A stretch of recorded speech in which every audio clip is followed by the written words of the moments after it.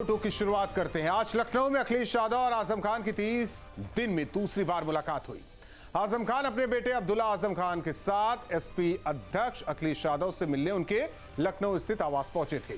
दोनों नेताओं के बीच काफी देर तक बंद कमरे में मुलाकात हुई। हालांकि आजम ने यह तो नहीं बताया कि अखिलेश से किस मुद्दे पर बात हुई, लेकिन अपना दर्द जरूर बयां किया। बीजेपी ने मुलाकात को मजबूरी का मिलन बताया। बीजेपी ने कहा कि इतना ही प्यार होता तो रामपुर के सांसद पर कार्रवाई हो गई होती। उधर समाजवादी पार्टी नेता ने कहा कि आजम लखनऊ पहुंचेंगे तो पहली मुलाकात अखिलेश से ही होगी, इसका कोई दूसरा मतलब नहीं निकाला जाना चाहिए। मुलाकात पर सियासी कानाफूसी शुरू हो गई है। सवाल है कि आखिर दोनों नेताओं में मुलाकात हुई तो क्या बात हुई, दो टूक में करेंगे चर्चा। पहले सुनते हैं बयान। देखिए, मुलाकात में क्या हुआ ये तो नहीं बताया जा सकता।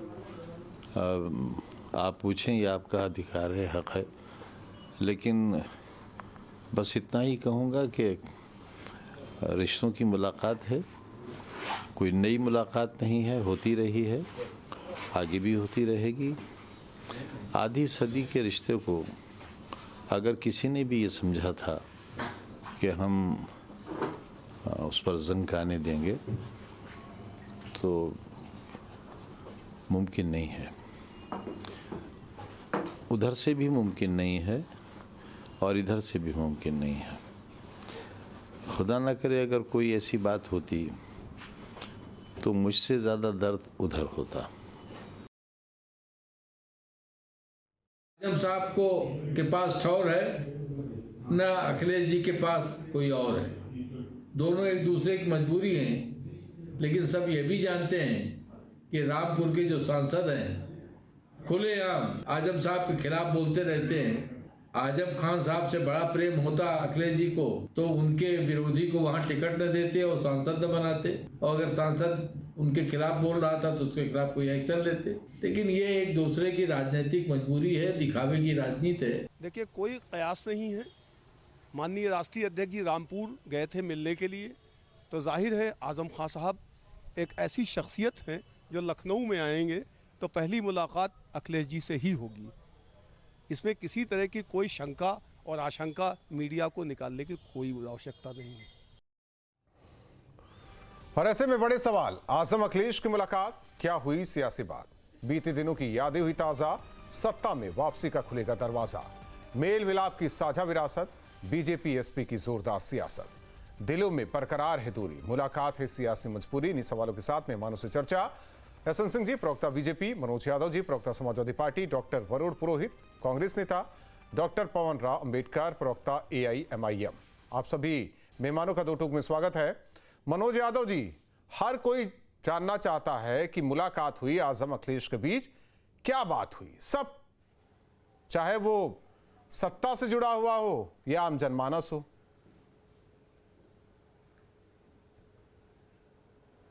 बिल्कुल राहुल जी, देखिए, उत्तर प्रदेश के हालात बहुत ही बेहतर परिस्थितियों में न दिखाई पड़ रहे हैं न सुनाई पड़ रहे हैं। जिधर देखो उधर सिर्फ हत्या, लूट, बलात्कार, डकैती और सिर्फ जुल्म जाति के सिवा कुछ नहीं है। तो जाहिर सी बात है, हमारी पार्टी के आदरणीय राष्ट्रीय अध्यक्ष जी और आदरणीय आजम साहब जो पार्टी के राष्ट्रीय महासचिव हैं और कद्दावर समाजवादी नेता हैं, उनकी मुलाकात के कुछ तो मायने ज़रूर होंगे, और वो मायने उन्हीं दोनों लोगों के दरमियान है। ना मैं जान सकता हूँ ना आप जान सकते, लेकिन इतना मैं आपको ज़रूर कह सकता हूँ कि उत्तर प्रदेश के हालात पे दोनों नेताओं का चिंतन है, और इन हालातों को कैसे सही किया जाए, 2027 में कैसे बीजेपी को हराया जाए, ये सारी चीज़ें मुझे लगता है कि इन दोनों नेताओं के बीच में हुई हैं। और वो मेरे ख्याल से हर राजनीतिक दल का, चाहे हम हो, कांग्रेस हो, बीएसपी हो या विपक्ष के और भी दल या मौजूदा बीजेपी सरकार के घटक दल हों, उन सब को उत्तर प्रदेश के हालात पे अपनी नज़र बनाए रखनी पड़ेगी। अगर नहीं बनाया तो मुझे मालूम है कि बीजेपी वो समंदर का मगरमच्छ है या झील का वो मगरमच्छ है जो धीरे धीरे उसी तालाब की सारी मछलियों को खा जाएगा। अपनी भूख खत्म करने के लिए, या कह सकते हैं अपनी सियासी भूख खत्म करने के लिए, अपनी उस तीव्रता को निश्चित तौर पे दूसरे को खा के ही ख़त्म करेगा। तो मैं ये मान के चलता हूँ कि आज की मुलाकात के बाद उत्तर प्रदेश और देश के मीडिया में जो रोज़ सवाल उठता था कि समाजवादी पार्टी के साथ आजम साहब नहीं है, वो मेरे ख्याल से बात ख़त्म हो गई होगी।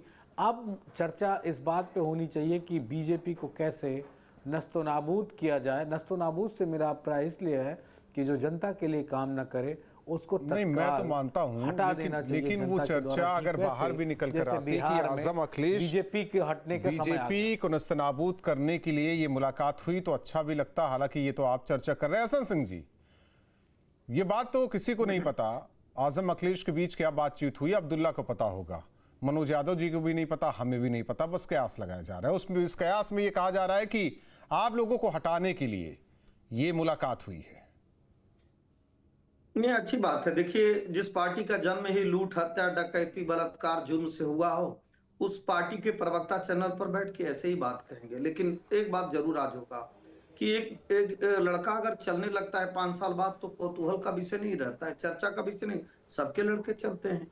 मुलाकात इसलिए चर्चा का विषय हो जाता है क्योंकि मुलाकात इत्तेफाक से होती है, मुलाकात में कोई बात होती है, इसलिए चर्चा हो जाता। नहीं तो टीचर पढ़ा रहा है तो वो न्यूज थोड़े ना बनेगा, लेकिन टीचर नहीं पढ़ा रहा है तो न्यूज बनेगा। अगर नहीं पढ़ रहा है बहुत दिनों से और पटरी पे ले आने की कोई बात हो रही है तो वो चर्चा का विषय बनेगा। इसलिए मनोज यादव जी को बताइए, समाजवादी पार्टी के लोगों को समझाइए। लेकिन मैं एक बात जरूर जो सुनने में और समझ में आया, हम लोग भी पत्रकारिता में 20-22 साल गुजारे हैं, जो समझ में आया है कि यहाँ हिंदू मुस्लिम नहीं, अभी मनोज जी कहेंगे ये लोग हिंदू मुस्लिम कहते हैं, सिर्फ मुस्लिम और मुस्लिम की बात हुई। आज आजम खान जी शायद ये कहने गए होंगे, 3 चीजें कहने गए होंगे, उन तीनों को बताता हूँ, उन तीनों में से शायद कोई एक होगा। एक तो ये कहने गए होंगे कि ये पिता पुत्र वाली पार्टी में पिता पुत्र की हैसियत बरकरार रहना चाहिए।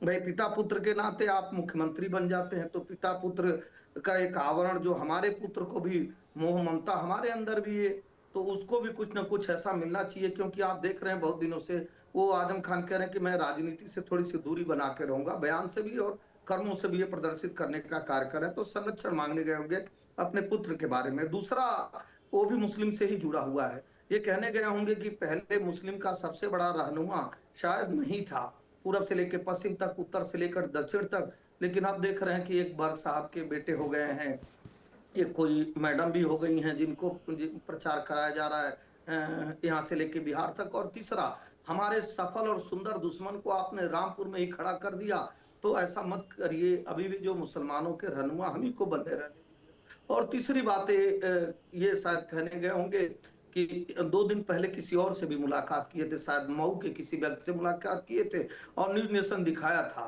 तो वो अंसारी परिवार से सबल मैं हूं या सबल वो है, किस तरह से मुसलमानों को इकट्ठा किया जाए, ये सारी राजनीति मुस्लिम मुस्लिम और मुस्लिम थी। इसमें भारतीय जनता पार्टी और भारत के समाज का कोई लेना देना नहीं था। चौथी बात मैं कहूंगा कि आज हमारे अभी मनोज भाई कह रहे थे, भैया आपको अगर भारतीय जनता पार्टी को हराना है तो भारतीय जनता पार्टी की तरह कार्य करना होगा ना। आप तो बैठ के कभी किसी एक जाति को, किसी एक धर्म को, किसी एक वर्ण को, किसी एक वर्ग को, ठीक है, ऐसा करने का पहले तो इस मुलाकात के मायने समझने में बैठे हुए हैं।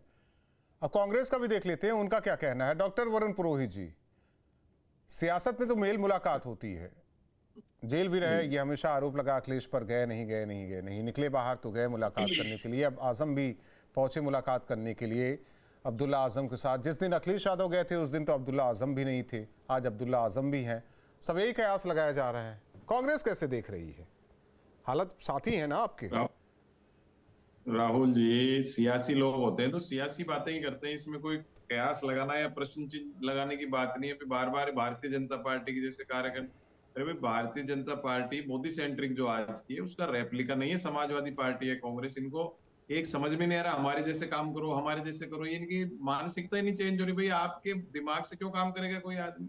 आपको रिमोट कंट्रोल हो गया दूसरी पार्टियों को, जिनको जैसे काम करना है जैसे कर रहे हैं। आपको तो मान लीजिए वो सक्सेस नहीं हो रहे, तो आप तो सक्सेस हो रहे हो ना, फिर क्यों परेशान हो रहे हो? तो ये ज्ञान दूसरे को कि हमारे जैसे करो, हमारे जैसे करो, ये नैरेटिव बदलने की बात है, मानसिकता को ओवरलैप करने की बात। कांग्रेस पार्टी के लिए तो अच्छा संदेश है। आजम खान जी देखिए स्पष्टवादी भी है, धाकड़ नेता है रहे हैं, तो अखिलेश की और उनके मेल मिलाप होता है। अपने मान लो, मैं कह रहा हूँ, अपने बेटे की भी बात करते हैं तो क्या बुराई करते हैं? राजनाथ सिंह जी या दूसरे को बेटे नहीं लड़ रहे क्या चुनाव? सबके लड़ रहे हैं। बीजेपी में भी कितने लोग हैं जिनके बेटे पोते लड़ रहे हैं, तो ये कोई बुरी बात नहीं है। और मेल मिलाप होता है, अच्छी बात है। और उन्होंने खुद ने अभी आपने सुनाया, कहा कि आधी सदी का मुलायम सिंह जी के साथ ही रहे, संघर्ष के साथ ही रहे, तो पारिवारिक आपस में मेल जोल तो होता ही है। और मान लीजिए अपने बेटे की बात कर रहे, हो सकता है कि अभी इन्होंने बताया कि बीजेपी वालों में बात भी सही है, अपने बेटे की बात करने गए तो कर सकते हैं। यंग जनरेशन आ रही है, अभी ये कह रहे हैं कि भाई इकरा हसन के लिए पता नहीं किस किस के लिए नाम ले रहे हैं, उनके बेटे बेटी आ गए, वो आजकल भाई नई पीढ़ी आएगी। आज हमें, हमारे बाद दूसरे बच्चे आएंगे, तीसरी जनरेशन आएगी, तो इसमें बुरा मानने की बात नहीं है। और बार बार के मुसलमानों की बात की वगैरह, तो वो आजम खान जी जाके कोई ब्राह्मणों की बात करेंगे, मैं जाऊंगा तो ब्राह्मणों की बात करूंगा, सब अपने अपने तबके की बात करते हैं। और जो आप इनका जो एक नैरेटिव क्रिएट करने की बात हो रही है, कोई भी पार्टी एक नहीं हो, क्योंकि एक होगी तो योगी सरकार को परेशानी आएगी। जिस हिसाब से लोकतांत्रिक व्यवस्था को बचाने के लिए विपक्ष एक हो रखा है, पूरी सब पार्टियां विपक्ष की यही बात कर रही है, कैसे डेमोक्रेटिक वैल्यूज को बचाया जाए। जैसे आपने बुलडोजर की कहानी हो रही है उत्तर प्रदेश में, गरीब का घर तो ढा दिया, किसी अधिकारी का ढाएगा। मैंने उस समय दिल्ली के टाइम से बात कर रहा हूँ कि जिसने अवैध मकान बना दिए, अवैध मकान बनवा दिए, उसके टेन्योर का एक भी अधिकारी बता दो आप जिसका योगी सरकार ने मकान ढाया, बस गरीबों का जाके कर दिया। किसी के बड़े बड़े सेठों के माल ढहा दिए हो तो बताओ। तो ये सब आम जनता इस चीज को नोट कर रही है, और ये एक जबरदस्ती प्रेशर से बनी हुई सरकार है, प्रेशर करके फोर्स से बनी हुई है। हम हटेंगे नहीं, हम ये कर देंगे, वो कर। तो जनता लेकिन इस मुलाकात को AIMIM किस तरीके से देख रहा है, ये भी जानना जरूरी है। डॉक्टर पवन जी। धन्यवाद। देखिए राहुल साहब, इस बात को भी जो है जिक्र होना चाहिए कि अखिलेश साहब ने अपनी ताकत को और अपने रुतबे को और अपने जो है स्तर को दिखा दिया है, और उस स्तर और रुतबे के आगे जो है आजम खान साहब नतमस्तक हैं। अखिलेश साहब ने ये बता दिया है कि ये मुलायम युग नहीं है जहां पर आप कंधे पर हाथ रख करके जो है ना इस समाजवादी पार्टी की सियासत करते थे, ये अखिलेश युग है। तो इस बात को समझना चाहिए ना, अखिलेश ने जिस तरह से इनको नजरअंदाज किया है, चाहे 23 महीने की बात हो चाहे 27 महीने की बात हो, जिस तरह से नजरअंदाज किया है, आजम खान साहब इस बात को समझ रहे हैं। और आजम खान साहब इस बात को भी समझ रहे हैं, आज मेरा वो रुतबा, वो हैसियत नहीं बची है कि मैं इनके सामने अपने गुस्से का इजहार कर सकूं, मैं इनके सामने अपने दर्द का इजहार कर सकूं। इस बात का भी जिक्र होना चाहिए। मैं तो यही कहता हूं ना, आजम खान साहब का किरदार सिर्फ जो है ना लक्ष्यदार बातें और शायराना अंदाज तक ही सीमित रह गया है। इनसे कोई भी बात करिए ना तो इनको ऐसा लगता है कि मैं किस रुतबे का आदमी हूं, वो रुतबा दिखाना चाहते हैं। उत्तर प्रदेश की आवाम आजम खान साहब के साथ खड़ी थी, आजम खान की जितनी भी उनके साथ जुल्म जातियां उसके साथ खड़ी थी। अखिलेश यादव जी नहीं खड़े थे, लेकिन आजम खान साहब की इतनी क्या मजबूरी है कि वो अखिलेश साहब के सामने नतमस्तक है। इस बात को समझना पड़ेगा। क्या आजम खान साहब ने उत्तर प्रदेश में हो रही 2017 से भाजपा के द्वारा धार्मिक उन्माद के आधार पर आजम खान ने कहा कि देखिए कई सदियों से ये रिश्ता है हमारा। यही तो दुख है। ये दर्द जो है ना वो टीस की तरह से उनको अंदर अंदर खाया जा रहा है। कारण उसका यह है, ये 2027 का इंतजार कर रहे हैं। ये इंतजार कर रहे हैं कि किसी भी तरह से 2027 में हमारी सरकार बने। लेकिन हम ये बात साफ साफ कह देना चाहते हैं, उत्तर प्रदेश का मुसलमान ही नहीं, शेड्यूल्ड कास्ट भी अब जाग चुका है, और समाजवादी पार्टी का जो प्रोपेगेंडा है, समाजवादी पार्टी का जिस तरह का चरित्र रहा है, उससे वो दूर हो रहा है। आपने देखा 2022 में 90% मुसलमानों ने जो समाजवादी पार्टी को वोट दिया। ये भाजपा को रोक पाएंगे? हम बार बार इस बात को कह रहे हैं, न कांग्रेस में न समाजवादी पार्टी में ये इतनी दम बची हुई है कि भारतीय जनता पार्टी को ये सत्ता में रोक सके। कांग्रेस को तो सवाल पूछना चाहिए। ये तो बात की बात है, ये 27 से पहले बात करेंगे। लेकिन आजम खान की ये मुलाकात, मैं वही समझना चाह रहा हूं, आप इसको दूसरी तरफ ले जा रहे हैं। तो गए क्यों? अगर उनके दर्द भी है, टीज भी है, नाराजगी भी है, तो गए क्यों?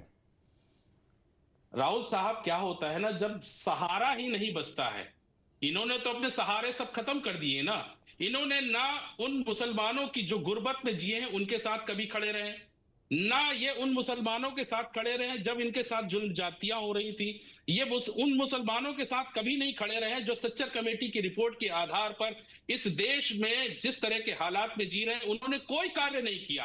आप इनका कार्य देख लीजिए। 2003 से ठीक है, लेकिन आप आजम खान की लाचारगी क्यों बता रहे हैं और ये कह रहे हैं कि ये अखिलेश युग है, यहां ऐसे ही होगा? नहीं, बिल्कुल राहुल साहब, ये बहुत बड़ी लाचारगी है। अब आप खुद समझिए, जो व्यक्ति ये कहता है कि मुझे सिर्फ अल्लाह पर भरोसा है, अखिलेश यादव पर भरोसा नहीं, आप इससे बड़ी लाचारगी को क्या आप कहेंगे?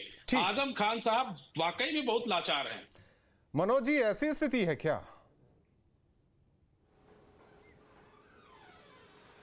देखिए, इसी पैनल में दो लोग हैं राहुल जी।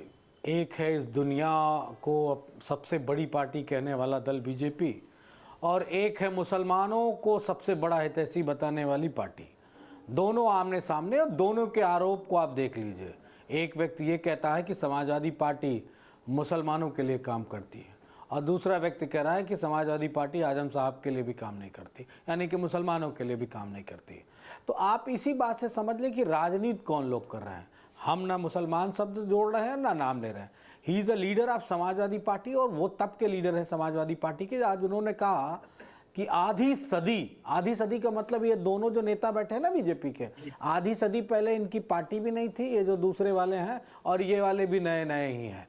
तो आधी सदी पहले जिसने समाजवाद को अपनाया था और उत्तर प्रदेश की राजनीति में अपने आप को जीवित रखा और इस मुकाम तक पहुंचाया, उनको इतने हाई लेवल की बात समझ में नहीं आएगी। ये छोटे लोग छोटी बातें समझ में आती हैं। वैसे अल्लाह वाली बात कही है, तो मुझे नहीं लगता है कि इनकी पार्टी के जो मुखिया हैं, ये छोटे वाले, ये अल्लाह के अलावा भी किसी पे भरोसा करते हैं क्या? इनके जो मुखिया जो हैदराबाद वाले हैं, और अल्लाह पे भरोसा हो गया तो क्या बुरा? अरे कम से कम भाजपा वाले से सीखो। इनको संविधान से नहीं मतलब है, इनको सिर्फ राम से और भगवान से मतलब होता है। तो कम से कम इन्हीं से सीख लेते हैं। बी टीम के रूप में तो काम करते हो, लेकिन मुझे अच्छा नहीं लगता, क्योंकि अल्पसंख्यक कम्युनिटी पे अगर सबसे ज्यादा अत्याचार राहुल जी किसी ने किया है, तो जिसकी हितैषी बने बैठे 2013 में हुआ था इसकी मुझे शुरुआत। दुर्भाग्यपूर्ण सिर्फ इतना लगा कि बीजेपी के लिए एक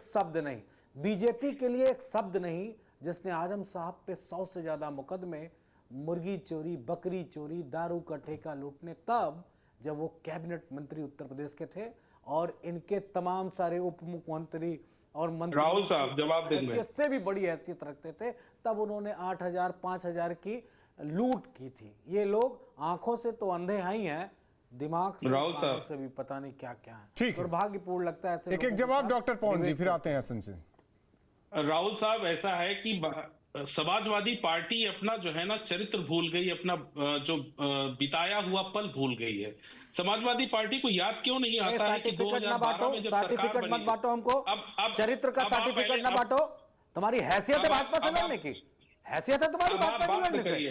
बोलो ना, भाजपा के साथ गलबैया कौन करता है, ये तो पूरा देश देख रहा है। और इतनी लाठियां भाजपा के साथ गलबैया कौन कर रहा है, पूरा देश देख रहा है। के खिलाफ एक शब्द बोल दिए तो समाजवादी पार्टी से खेलने आते हो। मनोज जी बोलने दीजिए, मनोज जी बोलने दीजिए। शर्म आनी चाहिए, मनोज शर्म यादव, आनी चाहिए। मनोज यादव बोलने दीजिए। इनको नहीं बोलने दूंगा, ये हमारी बोलने दीजिए। ये क्या तरीका है?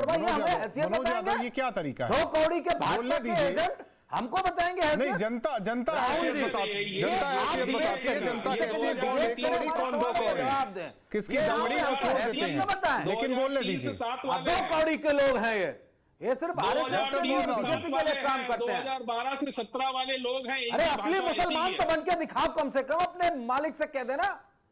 ऐसी हमारी भाषा बिल्कुल सत्य वाली है, सीना ठोक के बोलता है, डरता नहीं है तुम लोगों से। और यहाँ चापलूसी चाटुकारिता नहीं बीजेपी का करते हैं, और ना उनके सूटकेस लेते हैं जो वहां मीठा गप और कड़वा कड़वा तू करें। डॉक्टर पवन जी बोलने दीजिए।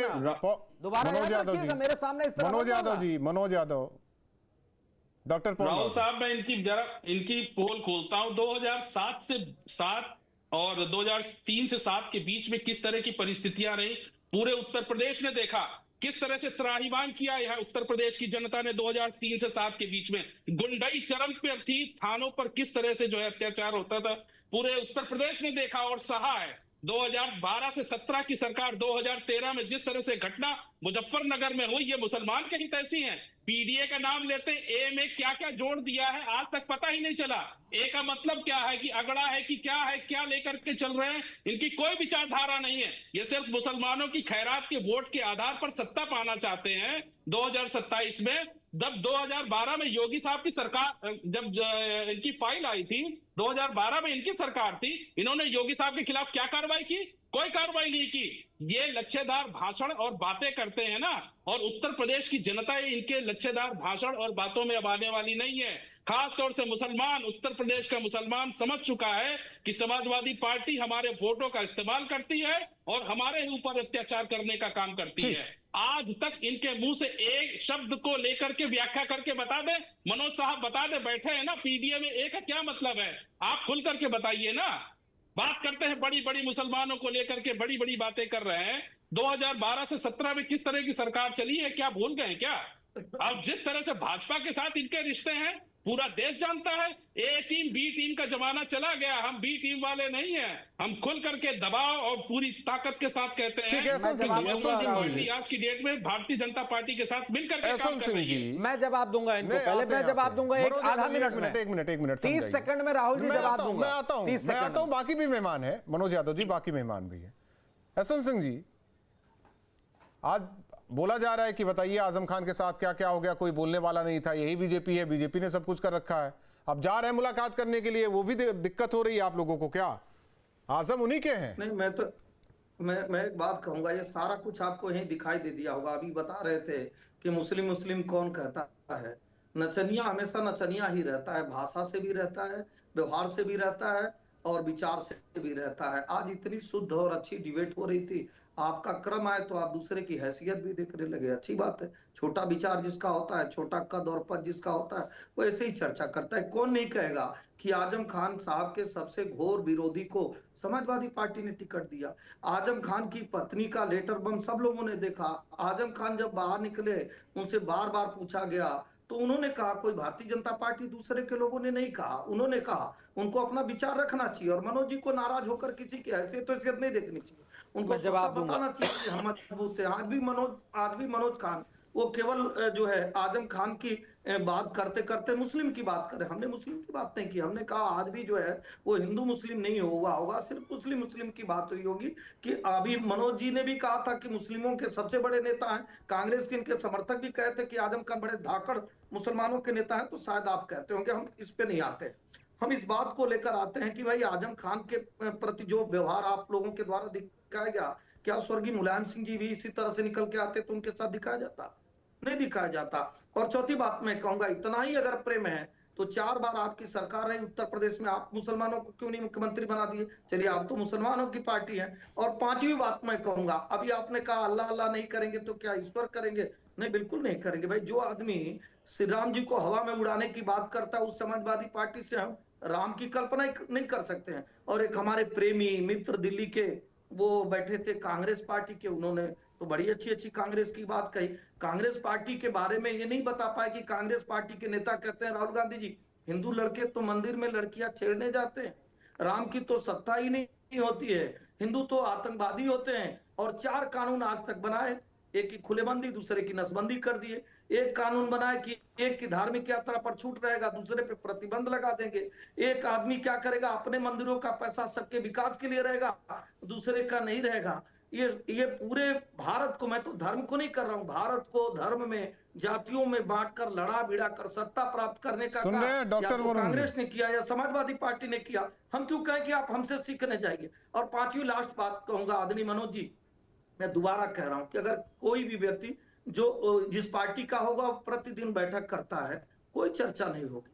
लेकिन अगर वो नहीं बैठक करता है, कोई तू मैं होगी, कोई कमियां होंगी, कोई बात होगी तो उस पर चर्चा होगी। पांचवी बात मैं कहूंगा, छठी और लास्ट बात मनोज जी मैं कहूंगा कि निश्चित तौर पे समाजवादी पार्टी को स्पष्टता से इस बात को कह देना चाहिए कि हम भारतीय जनता पार्टी को हराने के लिए एक निर्णय और नीति बना रहे थे, या अखिलेश जी को कह देना चाहिए, आजम खान साहब को कह देना चाहिए। नहीं, उन्होंने कहा कि ये नहीं बताएंगे क्या बातचीत हुई। आजम खान ने यही कहा कि नहीं बताएंगे। सुना डॉक्टर वरुण पुरोहित जी? देखिए राहुल जी, इन्होंने 3, 4, 5, 6 बात गिना के समय लिया, मैं इतना समय नहीं लूंगा। नहीं, आप पे तो एक ही 2 बात कही कांग्रेस पर। नहीं, मेरी बात तो सुनो आप। इन्होंने कहा कांग्रेस ने ऐसे किया, वैसे किया, वैसे किया। तो इनकी सरकार है, 11 साल कंप्लीट हो गए, केंद्र में बदल देते वो कानून हमने खराब बनाए थे। तो आपको कहाँ दिक्कत आ रही थी? 11 साल में आपकी 370 बदल दिए, 3 तलाक पर कानून बोला नहीं ना बीच में। ये फर्क है, ये फर्क है कांग्रेस में, ये कांग्रेस में बीजेपी में फर्क है। मैं नहीं बोला आपके बीच में, एक बार आप नहीं बोलने दोगे। ये आपकी लोकतांत्रिक मानसिकता नहीं है, आप में डेमोक्रेटिक मानसिकता नहीं है। मैं नहीं बोला एक शब्द के बीच में, आप बोलने लगे। भाई अब आप बोलिए डॉक्टर वरुण जी, मैं बोलता नहीं हूँ किसी के बीच में, मैं किसी के बीच में बोल रहे हो डॉक्टर वरुण जी बोलिए। अरे मैं तो आपको गिनाया, आप कहे कि बदले नहीं, तुम्हें कहा बता दो। अरे आप ही बोल लो यार। डॉक्टर वरुण जी, डॉक्टर वरुण जी, नहीं कोई तरीका थोड़ी है दूसरे को बोलने नहीं देंगे। अपनी बात हो गया ना, बोलिए। मैं कह रहा हूँ कांग्रेस पार्टी अगर खराब कानून बनाए थे तो बदल देते, 11 साल में आपको कहाँ दिक्कत आ रही थी? नहीं बदल पाए। 370 की बात कर रहे हो, 370 के कान आंख नाक सब काट चुकी थी इंदिरा जी के टाइम में। आपको क्रेडिट लेना, लो, उसकी बुराई कौन कर रहा है? मैं तो कह रहा हूँ अच्छा काम किया है। लेकिन आप जो जिस हिसाब से कांग्रेस को बदनाम करने के प्रयास करते हो, आपने 11 साल में कुछ नहीं किया। और आजम खान जी को बार बार कह रहे हो, तो भाई समाजवादी पार्टी के नेता हैं, बुजुर्ग हो गए, अपने परिवार में अखिलेश उनके भतीजे की, जैसे मैंने कहा, संघर्ष के साथी रहे मुलायम सिंह जी, वो अगर जाते हैं तो इसकी क्या परेशानी की बात है? वो ऐसे क्लियर कर दें, वो ऐसे क्लियर कर दें, तो मोदी जी भी तो क्लियर कर दें। 11 साल में क्या क्या देश को गुमराह नहीं किया, चाहे पकौड़ों के ठेले लगाओ, 2 करोड़ रोजगार को, पता नहीं क्या क्या नहीं कर दिया। उसको क्लियर दोबारा तो बोलते ही नहीं, एक बार बोलने के बाद। आप करोगे ना क्लियर, दूसरा करेगा क्लियर। सत्ता में आप हो, केंद्र में आप हो, स्टेट में आप हो। मैंने बुलडोजर की बात करी, सुप्रीम कोर्ट ने आप पे तल्ख टिप्पणी करी। आपने किसी भी अधिकारी का घर गिराया क्या जिस टेन्योर में वो अनधिकृत निर्माण हुआ या कब्जा हुआ, उसका आज दिन तक नहीं गिराया? इसका मतलब आप मिले हुए अधिकारियों से, ब्यूरोक्रेसी से। नहीं, इस पर नहीं आएंगे। जी जी जी, इस पर नहीं आएंगे। मनोज आजम यादव, खान जाता मैं एक मिनट मनोज यादव जी। देखिए राहुल जी, मैं पूरी बातें सुनने के बाद इस निष्कर्ष पे निकला हूं कि अगर मैं बीजेपी पे हमला करूंगा तो एआईएम पे दर्द होगा, एआईएम पे बोलूंगा तो बीजेपी को दर्द। इस डिबेट के आधार पे मैं इस बात को कह रहा हूं। मैंने कहा इनको दर्द उनके पेट में हुआ, उनको कहा इनके पेट में दर्द हुआ।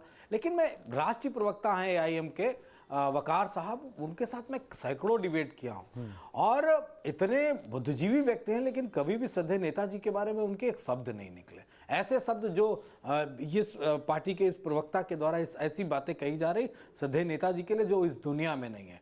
और लगातार इस तरह का हमला, आजम साहब पे अत्याचार हुआ, अत्याचार की पराकाष्ठा पे अत्याचार किया, करने वाला और कोई नहीं, सिर्फ बीजेपी। अत्याचार जानते क्यों हुआ? वो मुसलमान थे। लेकिन एआईएम पार्टी के प्रवक्ता को कोई हमदर्दी नहीं कि एक मुसलमान पे एक सरकार ने क्यों इतना अत्याचार किया। अगर इस डिबेट में एक बार भी वो कह देते, एक बार भी उनका समर्थन कर देते, बीजेपी की बुराई कर देते, तो मुझे बहुत खुशी होती। लेकिन उत्तर प्रदेश का मुसलमान इस बात को देख रहा है कि ये सिर्फ और सिर्फ बीजेपी के लिए इनके अंदर हमदर्दी है, दर्द है मुसलमान के लिए नहीं। धन्यवाद। राहुल साहब, जवाब ले लीजिए। जब उनके बुरे दिन थे तब तक आप तो बोले नहीं, यही है ना मनोज यादव जी सवाल? नहीं, राहुल साहब, हमारा जो है 2019 से लेकर के 2022 में इलेक्शन हुए, उसके बाद तक जितनी आवाज हम लोगों ने मुखर रूप से आजम खान साहब के लिए उठाई है, समाजवादी पार्टी ने नहीं उठाई है। पूरा आप 4 साल का इतिहास देख ले। मैं आपको एक दर्द की बात कह रहा था, एक दर्द सुन लीजिए। अरे सबसे ज्यादा सुन लीजिए, बीजेपी के लिए क्यों नहीं बोलते? बिहार के संबंध में पूछा, बीजेपी के लिए क्यों नहीं बोलते? बोलो ना। के संबंध में पूछा, मैं इसीलिए कह रहा हूं। बोलो। इस बात को सुनिए। आजम खान साहब ने जवाब क्या दिया बिहार के संबंध में, जब उनसे पूछा गया कि आप क्यों नहीं गए? पहले देश के मुसलमानों को बताओ कि जब मुसलमानों पे अत्याचार होता है, वो तो कह रहे हैं मनोज यादव, बीजेपी से सवालात सख्त क्यों नहीं? राव साहब कह रहे हैं कि बड़ी आवाज उत्तर प्रदेश नहीं, पूरे देश में किसी ने नहीं उठाई है। समाजवादी पार्टी ने नहीं उठाया, बिल्कुल नहीं आवाज उठाई है। पूरी इस डिबेट में बीजेपी की मुखालफत करते हुए एआईएमआईएम के प्रवक्ता को कितनी बार सुना? राहुल जी, मेरा आपसे सवाल है, कितनी बार मुखालफत करते हुए आपने मुसलमानों का वोट आप लेते हो कि भारतीय जनता पार्टी लेती है? मुसलमानों का वोट कौन लेता है? भारतीय जनता पार्टी ले रही है क्या? यहाँ आए भाई, भारतीय जनता पार्टी ले रही है। मुसलमानों का वोट लेने का काम आप करते हो। क्या क्यों करते हो? मुसलमानों का वोट लेने का जाओ ना हैदराबाद। राहुल जी, एसएन सिंह के छोटे भाई, उनका दर्द केवल ये है कि मुसलमानों का वोट लेते हैं, लेकिन आजम के मुद्दे पर मुखर नहीं रहे अखिलेश यादव। मुसलमानों के वोटों का ठेकेदार समाजवादी पार्टी है ना? सुप्रीम कोर्ट से बैरिस्टर ओवैसी गए थे क्या जमानत कराने के लिए? एक मिनट, रुक जाओ पवन, बताओ कौन ओवैसी गए थे वहां बैरिस्टर साहब जमानत कराने के लिए आजम साहब के? प्रतिनिधि गए थे क्या? गया था। कौन गया था? खान साहब से किसके वकील? कोई भी नहीं कौन गया है? आप बता दीजिए ना मुझे। प्रतिनिधि मंडल मिलने, अरे इतनी मोदी जी से नजदीकियां हैं, एक भी मुकदमा नहीं तो आपके उस पे लगा? आपके तो कॉलेजेस नहीं गिरे? ठीक है, चलिए आपके मालिक के कॉलेज तो हमारे साथ जुड़ने के लिए तो आजम अपने बेटे अब्दुल्ला के साथ पहुंचे। अखिलेश यादव से मुलाकात हुई, हालांकि बाहर निकले। जब पत्रकारों से बातचीत हुई तो आजम ने कहा कि क्या बातचीत हुई ये नहीं बताएंगे, कयास अपने अपने तरीके से लगाया जा रहा है। बीजेपी हमलावर है तो वहीं दूसरी ओर एआईएमआईएम भी पूछ रही है कि मुसलमानों का वोट तो लेते रहोगे, लेकिन आजम से ये दूरी, आजम की मजबूरी का फायदा कब तक उठाते रहोगे? दो टूक में इतना ही।